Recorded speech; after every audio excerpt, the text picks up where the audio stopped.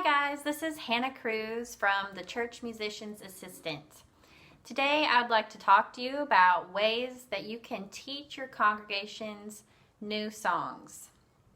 Teaching new songs can be a source of anxiety for church musicians, but never fear, there are ways to do it successfully and give everyone a positive experience, and that's what I'd like to share today. The method you want to go about teaching depends somewhat on the style or genre of the song, and I will be creating a video here soon that addresses more styles specifically and how to teach those. But for today I want to give just general ideas. You want to assess your congregation's singing ability. How well do they sing songs that they're unfamiliar with? How well do they sing songs that they're very familiar with? That will somewhat determine how you go about teaching them. Get an idea of what resources are available to you. What instruments do you have? What musicians do you have? What are you personally able to do and not do as the leader? First idea is to hire a specialist. Although I know this is not possible for most of us. But let's say you're teaching a song that you don't know much about. Nobody in your congregation is really familiar with that type of song. So you might consider hiring somebody who can bring that song to life and who knows a lot about it. Maybe there's someone in your congregation who's like a specialist on the song. Someone for whom the song is part of their past and part of their memory bank, like a heart song. Find out if there's someone in your congregation who not only knows the song, but might be willing to help you lead it. If they don't love singing in front of people, they could even just get in front of a congregation and talk about what the song means to them, what the song is about. That gives the congregation more context and something spiritual to latch onto, some way to connect with it. To find out if there's anyone who knows the song, you might take a poll. A couple weeks before you try the song, put some little pieces of paper and pencils out in the pews and ask them, do you know this song? And you might include a couple songs that you're hoping to teach in the next couple of months and just get a read on the familiarity of it. Try getting instrumentalists from your congregation to join you in hymn leading. These instrumentalists could play the melody line above the accompaniment, and that way the congregation can hear that line really clearly and latch onto it while they're trying to learn it. If you are going to get musicians from your congregation to play, know that they're probably amateurs, and that you'll do a little bit of coaching and rehearsing with them beforehand. Make sure that they're playing the melody really musically. You might need to help them with that. Basic articulation, phrases, dynamics, all of those things should be solid before you get in front of the congregation. Talk to those musicians if they're not very familiar with playing in church. Some etiquette, like if you're sitting in front of the congregation, you don't want to be on your phone the whole time, don't want to make weird faces or get up and walk out and come back in, because you are leading, you are a role model. Make sure your musicians are loud enough so the congregation can really hear their line clearly above everything else. Next, you can introduce hymns with the adult choir. There's lots of options here, but one is for the adult choir to sing the first verse alone, and then the congregation can come in on the following verses. I'd recommend allowing the choir to sing only the melody line in unison for that first iteration, because when you add parts on top of that, it may sound pretty, but it muddies the actual line that the congregation is going to sing, and you want it to be as clear as possible for them while they're trying to learn it. The choir should be very confident. They should know this melody in and out so that they can really lead it and engender a sense of confidence in the congregation as well. Everyone, the choir and the congregation, should know the plan. So like, if the choir is going to sing the first verse, announce that or put it in the bulletin and tell the choir beforehand. Make sure you've rehearsed it so that everyone knows and nobody's freaked out when it happens. Speaking of choirs leading, the children's choir is a fantastic resource. Even if you don't have a children's choir, a couple weeks before singing this song, you could go out and talk to the parents and the kids in your congregation and just ask, hey, would you enjoy getting together and helping me teach the congregation a new song? And they most likely will be really excited about that, because you're giving them like an adult role, and they will want to do it. So the children should be confident and joyful by the time they get in front of the congregation. They got to know that melody super well and be excited to sing it. They should be loud enough too, so if you need to mic them or bring them down closer to the congregation, do that, because if you're actually trying to use them to teach the melody to the congregation needs to be able to hear it clearly. The children's choir could also sing the first verse alone like the adult choir, or could do more than one verse, and then the congregation could come back and sing those verses again with the children's choir. Adults love to hear their kids sing. They will perk up and listen intently, and if those kids are confident and joyful, the adults will want to reciprocate that, and they will try. You can always use a cantor to teach new songs. With cantors, it is like a solo because they're up in front of everyone singing the melody themselves, but you should make it clear to them that this is not a solo opportunity, not exactly. They are in a leadership role, a supporting role, and in fact, when the congregation starts to sing confidently, they should back off, because it's now time to give the congregation ownership of that song, and they are no longer needed so much. It's like a parent's role, right? Explain to them as your kids grow up, you back off and give them less and less instruction because they're able to do it themselves. Cantors do not need to have a professional voice necessarily.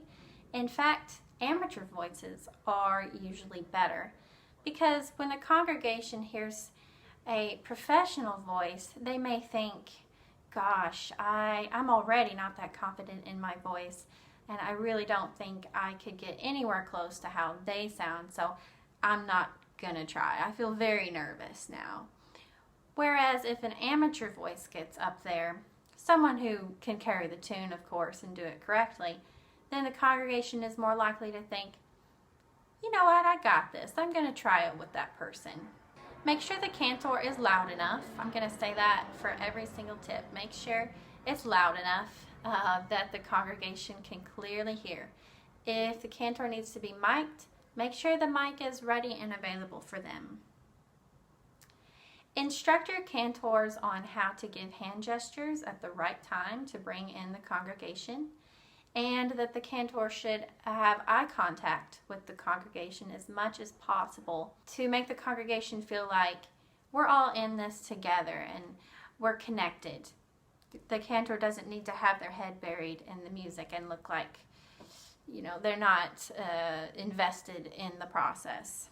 Okay, if you're teaching a song that has refrain and verses, there's always the option to allow the cantor to sing the verses alone and invite the congregation, and maybe the choir as well, to sing the refrain by themselves.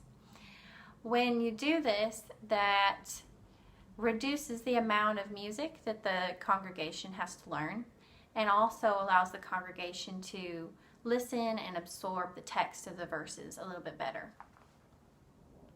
If you're teaching a canon, the cantor could assist you in leading the different groups that come in at different times. If you're teaching a cyclical song, the cantor could sing little lead-ins at the ends of the song to indicate that you're going right back to the top. or they could sing verses or improvise lines, depending on their abilities, on top of the song to embellish.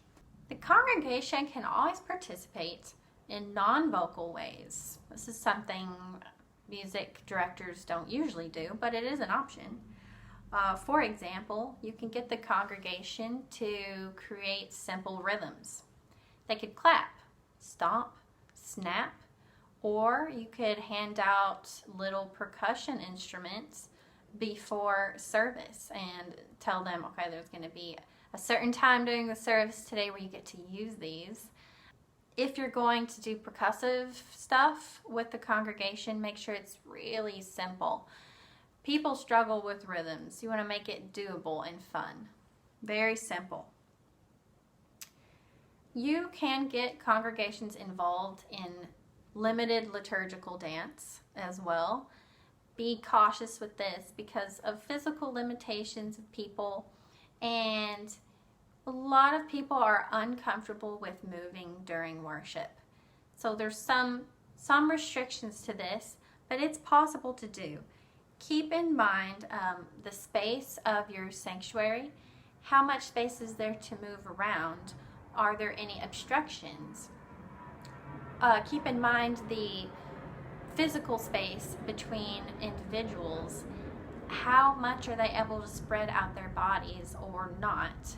And with the discomfort element of this, I'd recommend giving the congregants props. Again, you can pass these out before worship starts. Something super cheap and easy and beautiful is a piece of fabric, like a piece of silk-like fabric that you can get them to wave through the air at a certain point. And what that prop does is it takes the person out of their head and out of thinking, oh, I feel so awkward with moving, I don't want people to look at me. And it transfers that to the object. So now they are looking at the object. Everyone else is totally transfixed on their object and everyone else's object. Nobody is thinking about how each other's bodies are moving. And a piece of fabric, when everyone in the congregation is doing something artistic with it, looks so beautiful and reflects community and the body of Christ. Another way people can get physically involved without singing is through sign language. Sign language is not that hard. You could pick a couple words in the song to really fixate on. Get someone to learn those and stand up front and lead. This is such a great way to reach out to a marginal group of people that I feel is not represented in worship very often. Okay, if all of those things are not enough, then what you need to do is teach your new song either before the service or at some point during the service. Now, this will be an interruption, and you just have to accept that. Talk to your pastor about where before or during the service is best to put this. Where is it going to be least distracting and most helpful? Announce casually and positively that this is going to happen. Announce it to the congregation. Just say, hey, guys, we've got a new song today that really reflects the scriptures for the day so well, and we would like to teach it to you a little bit before we get into the service so that we're all a bit more confident when we get there and can sing it with the choir. During this teaching process, keep it moving, keep it energetic, so there's not time for people to grumble or ask questions. Make sure you're loud enough. Again, if you need a mic, use a mic, but make sure everyone can hear you so clearly that they don't have this experience where they're like, I want to learn, but I can't tell what he or she is doing up there. That would be tragic. Keep it short as much as possible. Yes, repeat it enough to where the congregation has learned it well, but don't go on and on with this. It needs to be a fun, easy experience. I'd recommend using call and response to teach the melody. Call and response works for pretty much any type of song. Sing a small chunk or phrase of the melody. Sing it on la, no text to start with. La or some other syllable. Sing a phrase, ask them to sing it back to you. If that doesn't go so well, be humorous, make a joke. You're like, okay, let's try it again, guys. No big deal. Sing it again, do it 2 or 3 times to where they're singing it back to you pretty robustly. Okay? And then after you've done that chunk, move on to the next chunk, and so forth, till you get all the way through the song. At the end of that, sing the whole melody all the way through and ask the congregation just to hum. That's all they need to do. Just hum it to yourself. Try to follow along with me, the leader. When they hum, they can hear themselves in their heads really well, but they can also hear you clearly on top of that. And they won't feel as exposed as if they were singing the text. Because when everyone's humming, nobody can really tell whose voice is whose. It's all a wash. So they won't feel as exposed. Then you can add text to it. And if there is a foreign text or any foreign words in the song, go ahead and speak those slowly for them. Ask them to say it back, or just say it all together once without music. Then put it all together. Melody, text. Still no accompaniment is necessary, really, most likely, depending on the song. And at the end of that whole process, you are done. Say, great job, guys. Look forward to accompanying and leading you in service today to sing this wonderful song. Oh, if you're going to teach more than one part, like more than the melody, just teach 2. Maybe 3 if your congregation is really able, but I think 2 is the max. And you can split the congregation up into, let's say, left side, right side, men, women, whatever you want to do. 2 parts is easy, and congregations can grasp 2 parts. During this process of teaching, be confident, know the parts super thoroughly so you don't stumble and make the congregation feel like they're not supported well. You want to give the congregation a sense of, hey, I've got your back. I know this song so well, and I'm not going to let you down. Be positive, be fun and energetic, and have a sense of humor, because we're all going to mess up, but it's okay. I mean, we're not there to be perfect. We're not there to be professional.